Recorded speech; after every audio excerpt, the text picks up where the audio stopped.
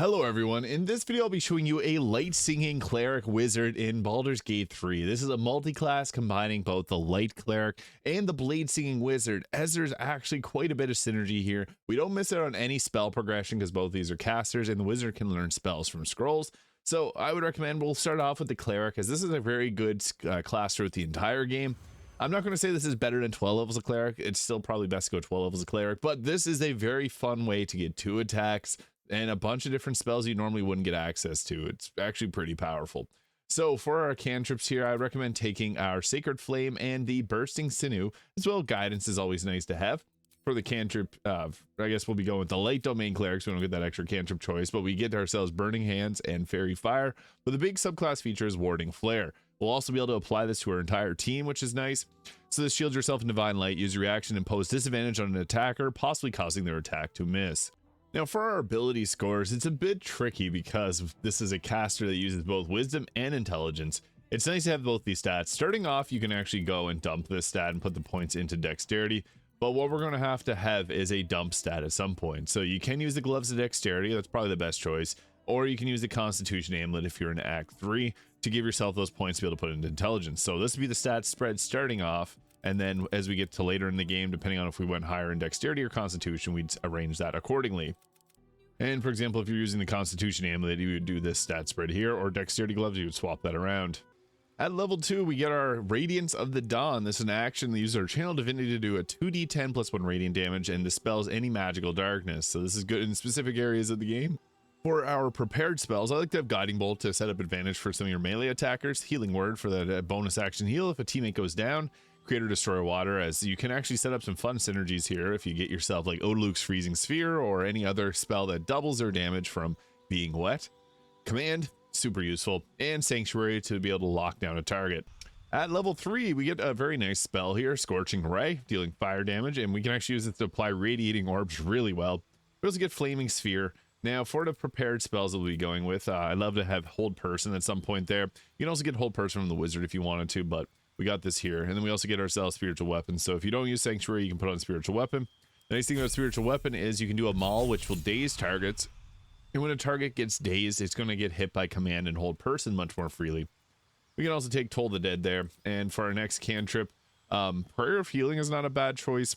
Aid, I mean, Prayer of Healing is only good outside of combat, which I guess not really that useful in certain instances. Warding Bond can be nice if you want to use this a little bit differently, but I think it's just best to take back Sanctuary. And for our feat, here we would add an +2 to our wisdom.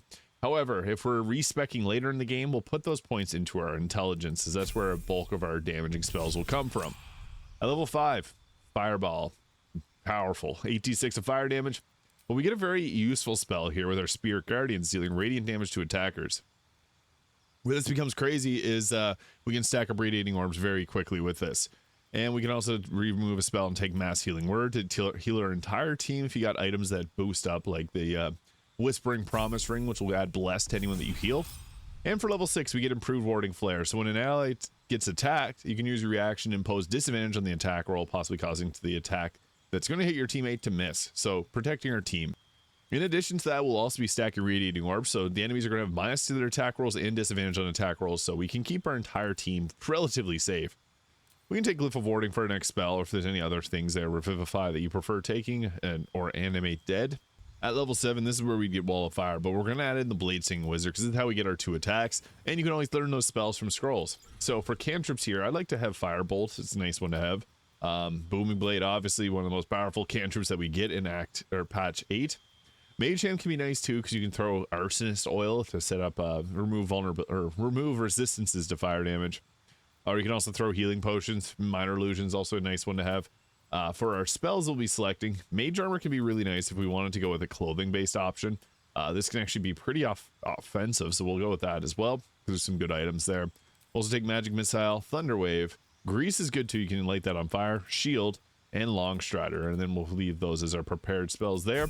The nice thing about this is you get a lot of different spells. Now, Blade Singing will give us the Blade Song, so whenever we're in this, we'll get a +3 to our armor class, +3 to Constitution saving throws, advantage on acrobatics, and increase movement speed by 3 meters. Very effective. We'll also take ourselves Chromatic Orb and Find Familiar. For the weapon that you choose, this just adds a weapon to your item slot, similar to the Quarterstaff, not a big deal. Doesn't add proficiency. You get a proficiency in all those weapons naturally from taking the Blade Singing Wizard. At level 3, we get access to some higher level spells with Misty Step.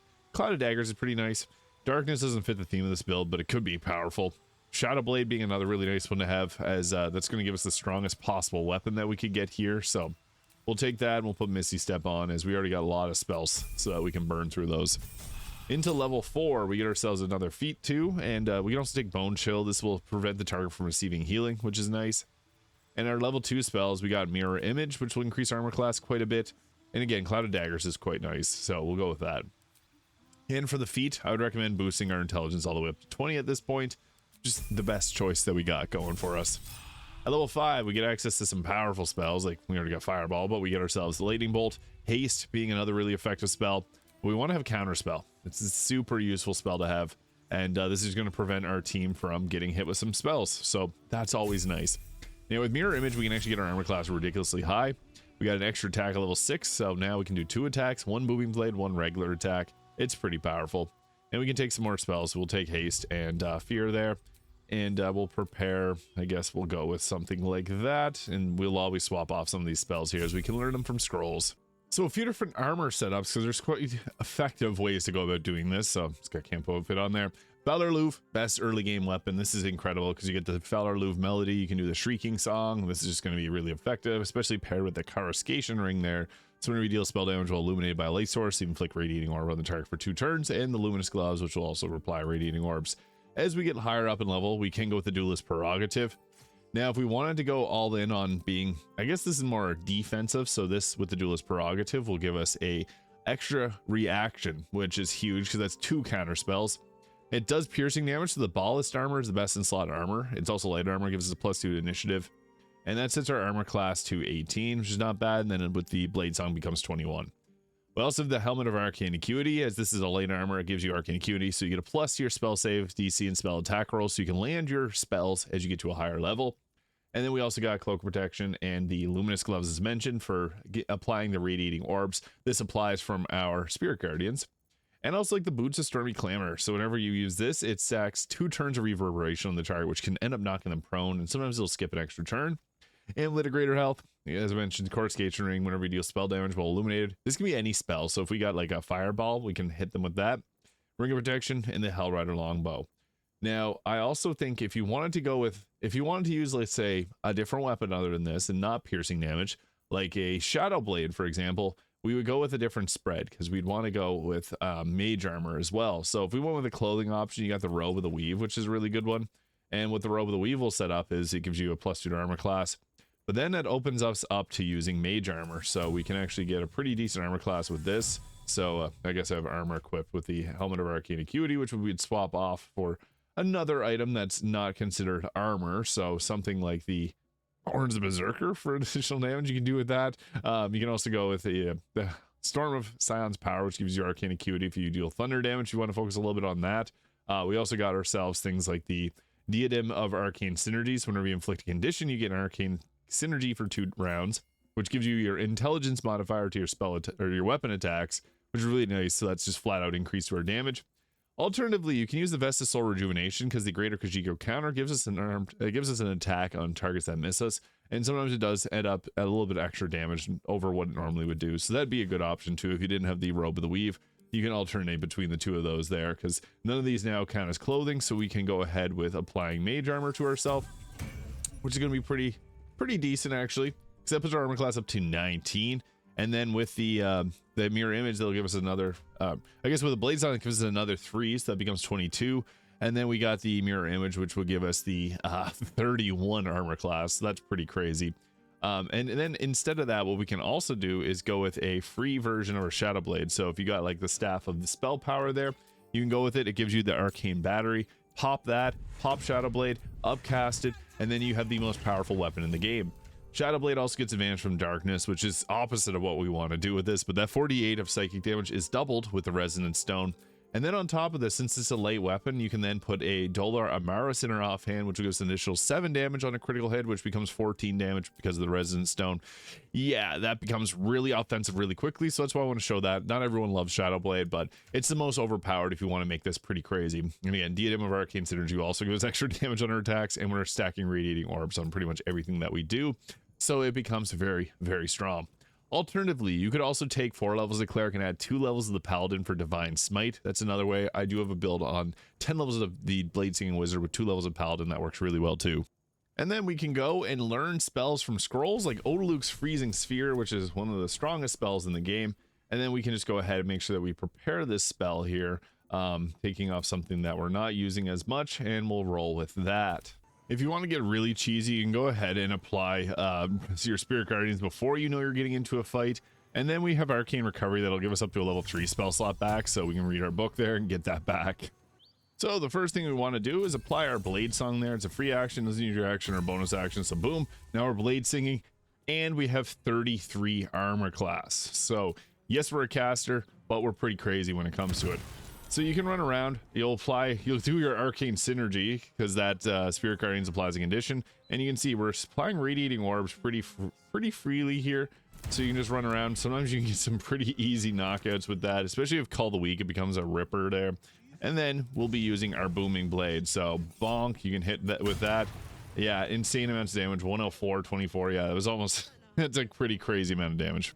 So you can see here we rolled 33 from our 8d8 psychic damage, plus 8 strength modifier, have a strength potion active, plus 5 from spellcasting ability from the Arcane Synergy, plus 7 from Dolar Amaris, becomes 53, and that becomes doubled because they're vulnerable. So yeah, and then we also rolled a 24 on the thunder damage from that, because Dolar Amaris also adds our thunder damage up as well. And since they're in a little bit of cloud, or a little shade, Shadow Blade will get advantage, so boom, we go in an attack with that, and I unfortunately used my bonus action by accident, but yeah, we're pretty strong.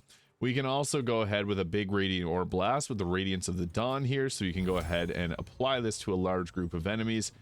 This is a special ability from the Light Domain Cleric. We can also do some other spell casting, but I'll just show this off first here, so boom, that applies Radiating Orbs, we're able to take out a target too, so minus to the attack rolls, really nice. And then if we really want to get a little crazy here, we'd go boom, hit them with some more Radiating Orbs. So that's 4 stacks there. And then we'll just get into a comfortable position. Psionic Backlash will also stack up some extra damage for us. So boom, they now have an extra stack of Radiating Orbs.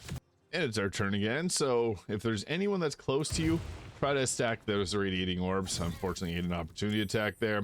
They didn't miss with their attack. Otherwise, I would have done that unarmed attack. But we got really powerful spells like Odaluk's Freezing Sphere. So if we want to launch a Freezing Sphere at someone there, it has a huge radius. We'll likely take out some civilians there, unfortunately, which will bring more to fight. But not only do we have now Radiating Orbs, but we have crowd control with the terrain. And the cool thing is that'll stack up Radiating Orbs on all of them. So pretty effective. And then what we can do is we can blast with some more Scorch and Raise here.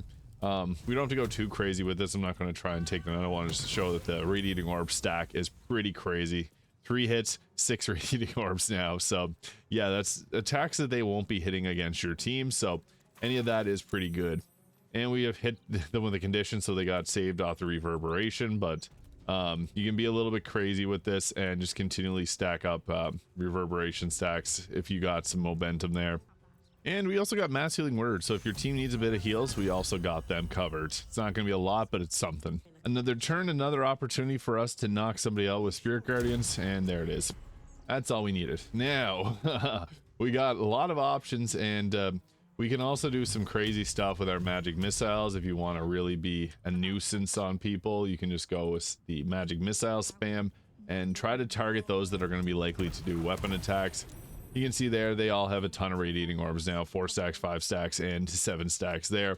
Pretty crazy, and they're nowhere near our Radiant damage, but then we can also follow up with our own Radiant damage if you want to apply a Guiding Bolt. I'm not going to use the most overpowered spells right now, just to kind of showcase what we can do with some of the lesser powerful strategies there. That took them out anyway. And we also got that improved Warding Flare, so they use Volley on Shadowheart. They rolled a 19 to hit. Disadvantage, boom, it didn't do anything, but sometimes it does save your teammates, so it's really nice just to have that there for the support aspects of it. And this target jumped into our Spirit Guardians for some reason, so we'll just reapply it there to them. And we can do some melee attacks again. That's like a really good option because Booming Blade's so powerful on this build. But we can also hit multiple targets with our spells, so sometimes that's not the worst idea in the world for the extra range that you can get. And I always like to have Thunderwave just for the odd chance that I can do something like this. It's just fun to be able to push people right off the ledge. So that is a very powerful light singing, blade singing, light cleric wizard multi-class in Baldur's Gate 3. Let me know your thoughts in the comments. I've also done one for the Tempest cleric, which gets pushed back on its booming blade. As well, I did one for the Death cleric, a death singing one, which gives the touch of death on its melee attacks. So you can check those out. I will link those in the comments and in the description. Hit the subscribe button below if you haven't already, and I'll see you all in the next video.